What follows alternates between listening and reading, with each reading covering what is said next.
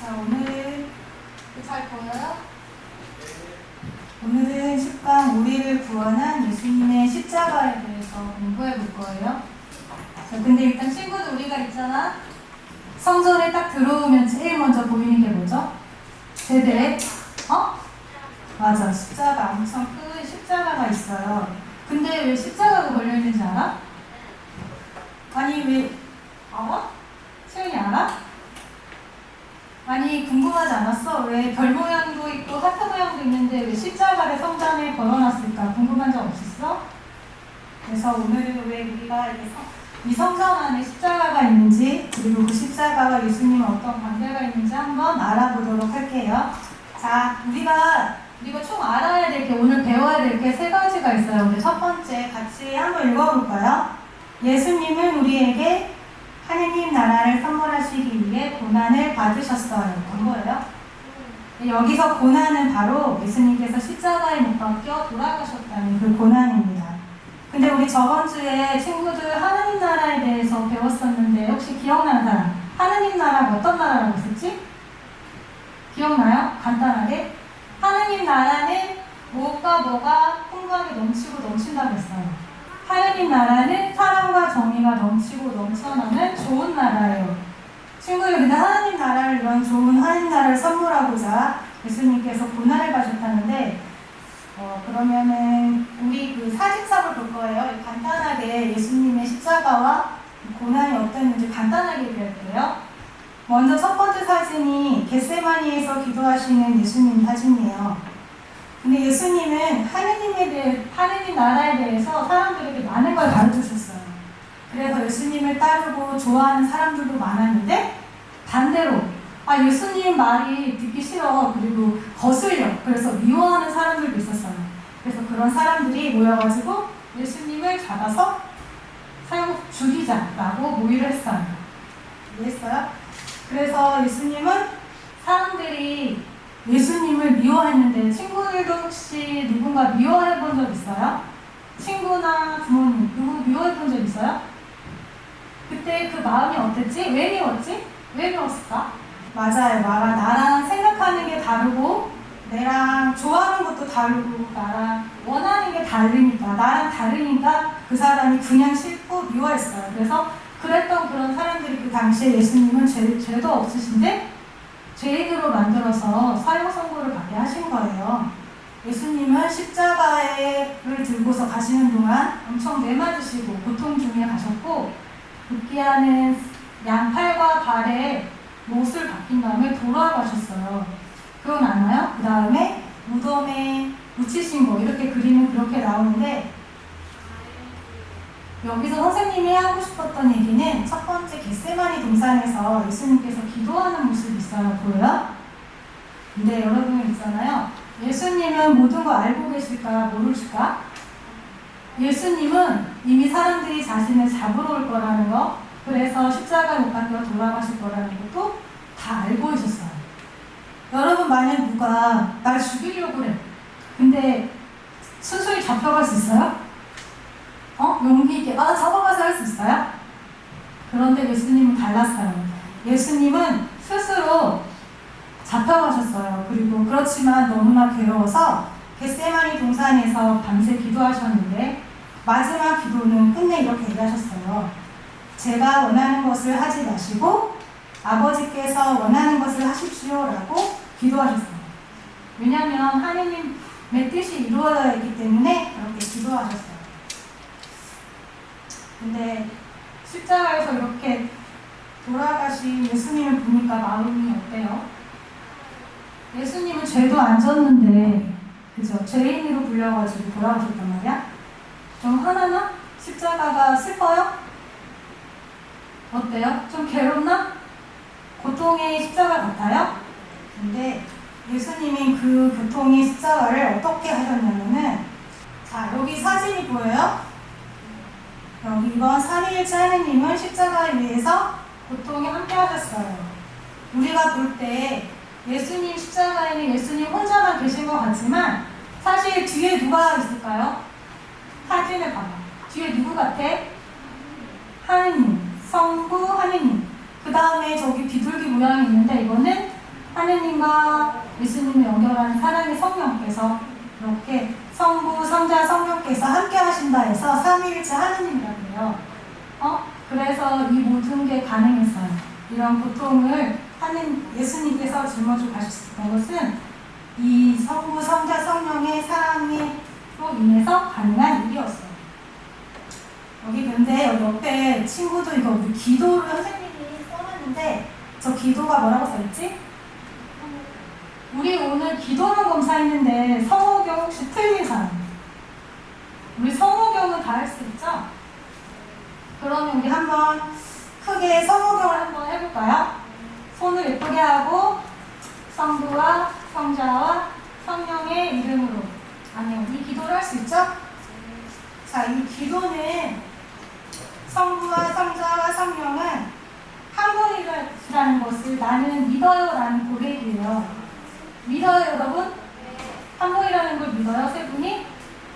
그리고 이렇게 내 몸에 그린 십자가를 새기면서 예수님의 사랑을 날마다 잊지 않고 새기는 기도예요. 그러니까 이 성호경이 어때요? 아주 멋지고 엄청 중요하죠? 이렇게 생각해요? 네. 그래서 오늘 성호경 다 패스한 거 일단 축하드립니다. 그 다음에 선생님이 짧은 영상 하나를 했는데 한번 보여주세요. 여기까지. 어때? 이거 본 적 있어요?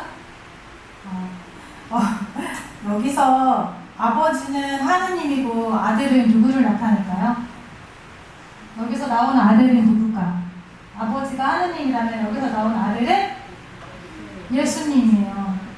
이게 하느님은 죄 많은 인간들을 대신해서 외아들 예수님을 희생했어요. 기차 안에 수많은 사람들이 죽음 대신에 사랑하는 외아들의 죽음을 선택했잖아요. 그죠? 그 아버지의 그 눈 봤어요? 눈동자 혹시? 우는 모습? 어때요? 어땠어요? 친구 봤을 때? 그 눈빛 어땠어요? 엄청 슬프죠? 그러니까 하느님도 마찬가지예요. 그런데 그런 결정을 내릴 수 있었던 것은 하느님이 우리 여러분들을 그리고 인간들을 너무너무 사랑하셨기 때문이에요. 너무너무 사랑하시고 또 우리들의 죄를 용서해주고 싶으신 자비로우신 분이어서 이런 결정을 한 거예요. 그래서 이게 저는 선생님은 이게 좀 비슷한 것 같아가지고 이 영상을 친구들이 보고 조금이라도 이해를 해줬으면 해서 선택했어요. 다음, 자 이렇게 3번 한번 같이 읽어볼까? 나의 고통과 어려움을 예수님의 신앙과 하나 되어 바칠 수 있어요. 근데 우리가 예수님처럼 이렇게 십자가에 못 박혀서 죽을 수 있어요, 여러분? 근데 지금 사실 선생님도 못하고 여기는 누구도 못해요. 그렇지만 우리는 친구들은 친구들에 맞게 어떻게 행동하는 것이 예수님처럼 십자가를 지는 것일지 한번 생각해 보려고 선생님이 이렇게 4가지를 가져왔거든? 그러니까 첫 번째, 자, 나 혼자 먹으려고 가져온 간식이 있는데 나 혼자 먹기도 모자라. 근데 친구가 나눠 먹자고 할 때 친구들 어떻게 할까요? 어떻게 하는 게 같은 예수님의 십자가를 지는 걸까요? 응? 나눠 먹어? 몽땅 주고 싶은 사람은 없어? 몽땅 줘도 되겠다. 난 안 먹고. 같이 나눠도 먹고 몽땅도 주고 싶은 마음이 바로 예수님의 사랑의 십자가 그 마음일 거예요. 그런 것도 십자가를 같이 지고 가는 거예요. 두 번째, 친구가 아끼던 물건이나 게임기를 깨뜨렸을 때. 여러분 이거 누가 봐도 누가 잘못한 거지? 친구의 아끼던 물건이나 게임기 내가 깨뜨린 거야 지금? 내가 깨뜨린 거야. 못하는 사람. 근데 그러면 그 친구 마음은 어떻겠어요? 속상하겠지. 그리고 화도 나겠지. 그럼 친구들은 그럴 때 어떻게 해요? 응? 같이 싸워? 어쩌라고? 막 이래? 아니죠. 바로 사과하고 용서를 구하는 그 용기도 하나님이 십자가를 지는 것과 같다고 생각합니다, 선생님은. 그리고 내가 좋아하는 만화 이런 거 보고 있는데 아빠가 와가지고 나 축구 볼 거야, 저리 비켜! 그러면 친구는 어떻게 할 거예요?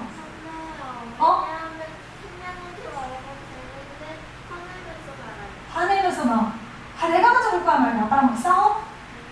막 울어버려? 근데 지금까지는 리모컨을 아빠를 안 줬다면 지금 예수님이 십자가를 지고자 하는 그 마음이라면 어떻게 할까? 아, 내가 예수님처럼 사랑을 한번 해보고 싶다 그러면 아빠를 기쁘게 해드리고 싶다는 마음을 가지고 양보하는 거지. 하기 싫은데 하는 거야. 그런 것도 십자가를 지는 거 하나고, 자, 마지막으로 친구, 이거 정말 중요한데 이거 이러면 안 돼. 친구가 이번 주 성당 이사에 막 빠지고 그다음 생일 파티를 하자고 가서 막 아이스크림도 먹고 햄버거도 먹자고 할 때 여러분 어떻게? 시연이 어떻게? 자전거 타고 바로 갈 거야? 근데 내가 예수님이 십자가를 지는 마음으로 생각한다면 어때? 예수님 보러 가고 싶어요? 안 보고 싶어요? 내가 먼저 예수님께 가서 기도하고 십자가의 앞에서 기도한 다음에 친구야 우리 같이 맛있는 거 먹으러 가자라고 말할 수 있는 것, 그것도 십자가를 지는 거라고 생각해요. 자, 여기에 이 십자가가 4개가 있어. 이거 어디서 많이 보던 십자가? 이거 나 알아봤어. 이거 무슨 십자가인지 아는 사람? 손 들어봐. 채연이 이거 누구 거지? 어디에 있는 십자가일까? 이거 다 너네 집에 있는 십자가야. 선생님이 엄마 아빠한테 집에 있는 사진 십자가 좀 찍어서 보내주셔야 해서 보내주신 거야. 이렇게 이 십자가를 보면은 성전에도 딱 예수님의 십자가 있듯이 우리 집에도 제일 잘 보이는 곳에 십자가가 있지. 맞아? 가운데. 제일 가운데. 근데 옛날에는 이 십자가가 그냥 우리가 신자니까 그냥 멋으로 걸어놓는 거 아무 생각이 없었다면 이제는 어때? 이 십자가를 보면 어떤 생각이 들어? 슬프지만 이 십자가는 뭐야? 이제 십자가에는 예수님만 계신 게 아니고 그와 함께 계시는 하느님 그리고 성령께서 함께 계신다는 것을 너희들도 이제 보였으면 좋겠어. 그래서 그 앞에서 십자가를 볼 때마다 마음으로 예수님 오늘 제가 작지만 십자가 하나를 지고 왔어요. 제가 친구에게 양보하고 내 맘대로 하지 않았어요. 예수님처럼 사랑하고 왔어요. 라고 기도할 수 있는 우리 서희, 시연이, 희은이, 채연이가 됐으면 좋겠어서 선생님이 이거 정리했거든. 어때? 그렇게 할 수 있겠어? 이제 그냥 십자가는 그냥 십자가가 아니고 무슨 십자가? 우리를 죽음에서 구원하는 구원의 십자가. 우리를 사랑하시는 사랑의 십자가라는 거를 친구들이 알아줬으면 좋겠어요. 되겠어요? 선생님, 좀 이해했나 선생님 말을? 그냥 십자가가 사랑의 십자가라는 것만 그 제목처럼, 10강 제목처럼 우리를 구원한 예수님의 십자가 이 한 구절만 너희들이 정말로 믿고 믿는다면은 오늘 성공한 거라고 생각합니다. 그러면 마무리로 우리 다 같이 성호경으로 마무리 한번 해볼까요? 내 몸에 십자가를 새기는 마음으로 막 장난치지 말고 정말로 사랑의 예수님 생각하면서 성호경을 부어볼게요. 성부와 성자와 성령의 이름으로 아멘. 좋습니다.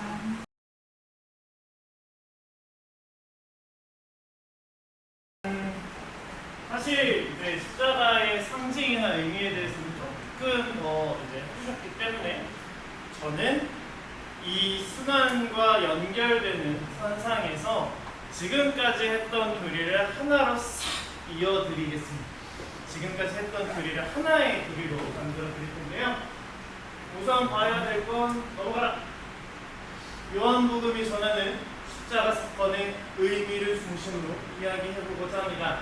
오늘 이야기는 요한복음을 중심으로 십자가 사건을 이야기할 겁니다.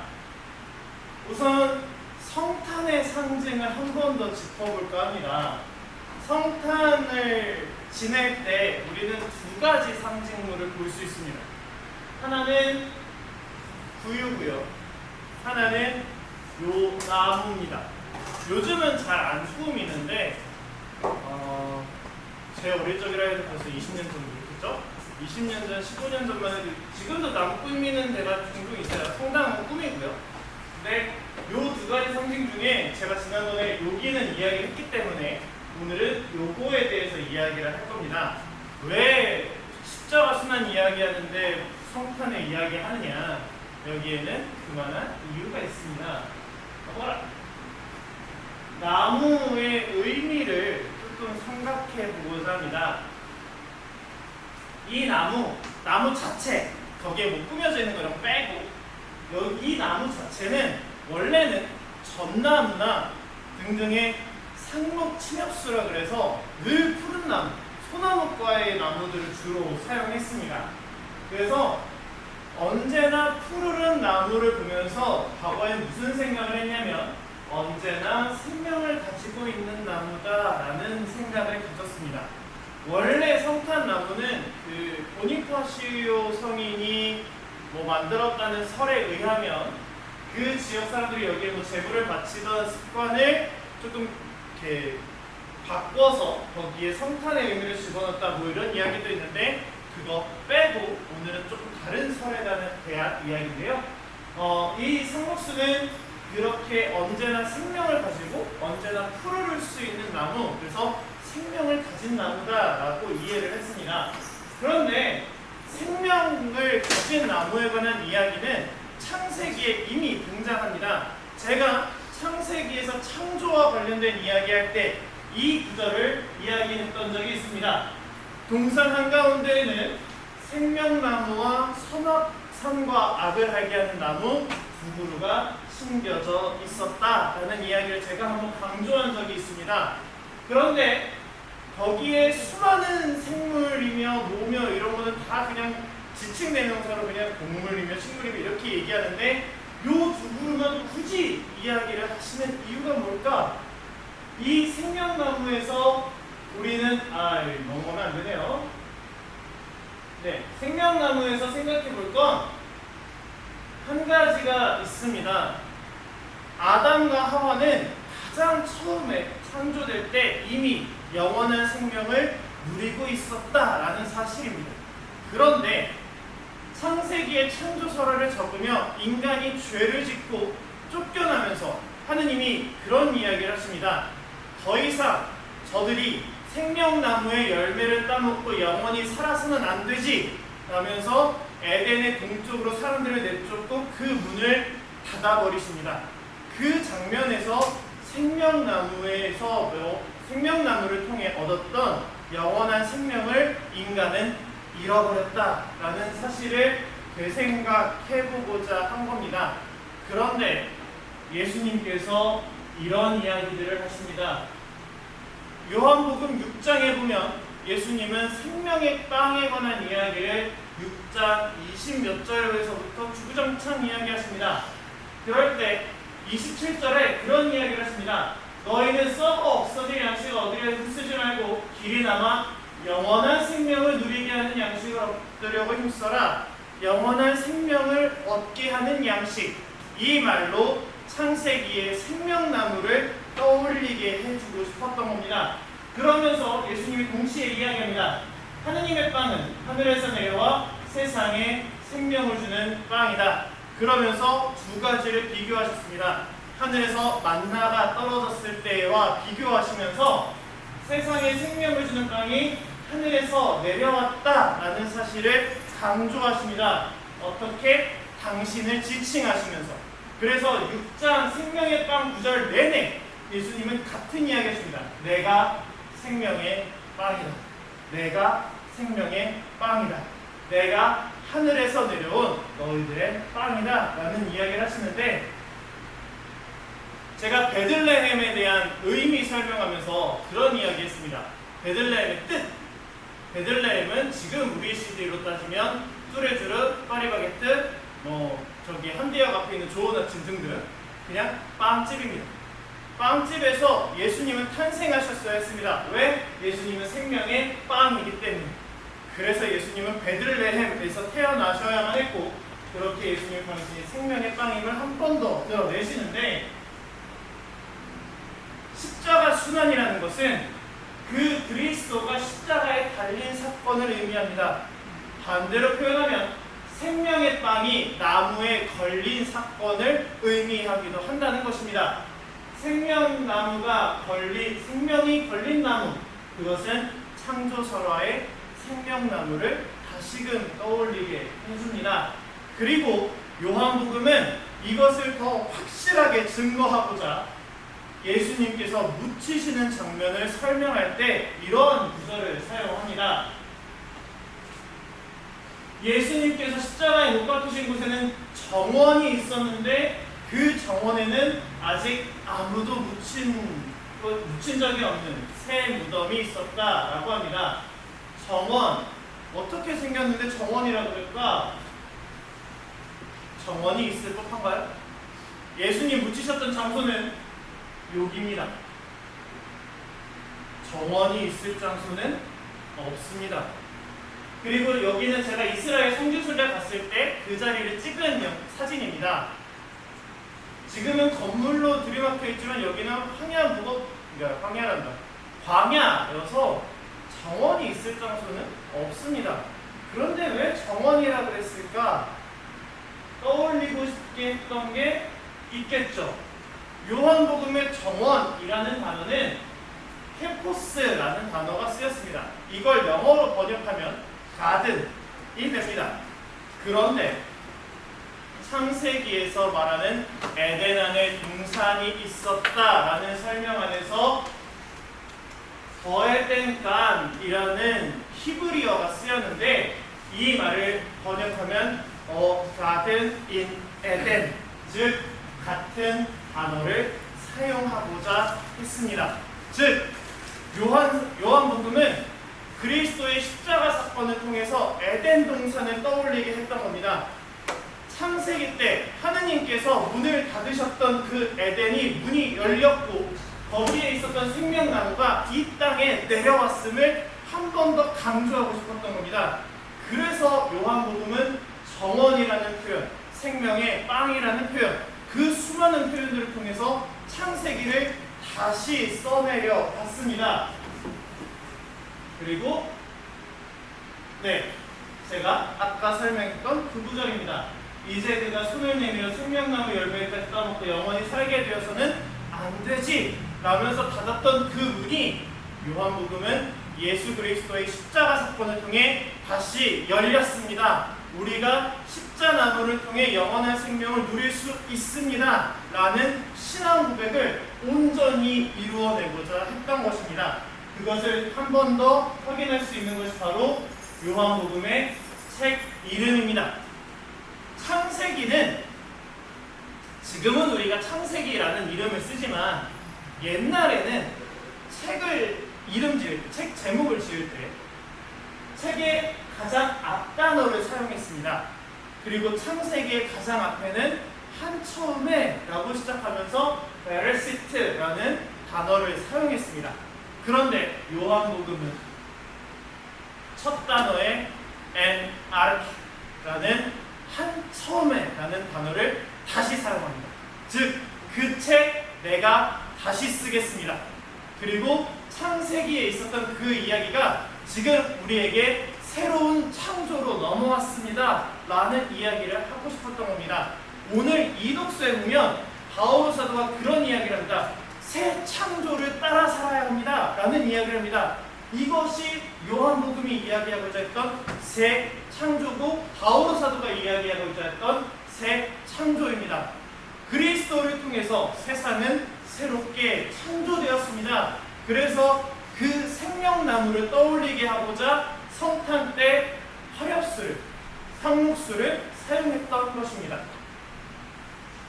첫 인간의 불순종으로 잃어버렸던 영원한 생명이 그리스도의 십자가 사건을 통해 다시 얻을 수 있는 가능성이 생겼습니다 라는 걸 고백하는데 여기에는 조건이 붙죠.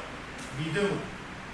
믿지 않는 자들에게 십자가는 아무 의미 없습니다. 그리고 조금 더 해볼까요?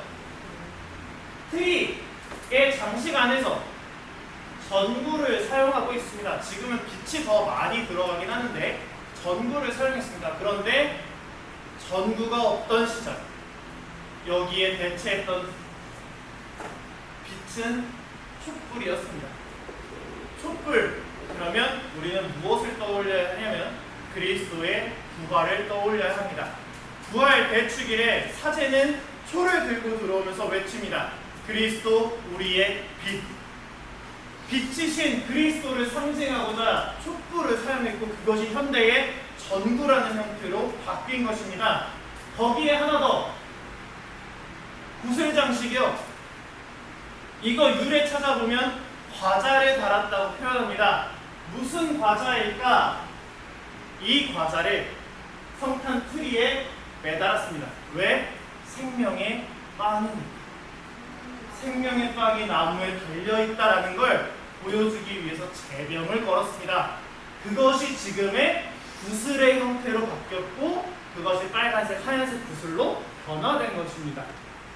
그래서 제가 여기에도 하나 넣어놨죠. 제병 과자를 사용했다는 거예요. 그래서 그분이 생명의 빵이라는 말씀을 기억하고 그리스도의 몸의 성체를 기억하려는 의미에서 이 제병 과자를 걸어 놓았습니다.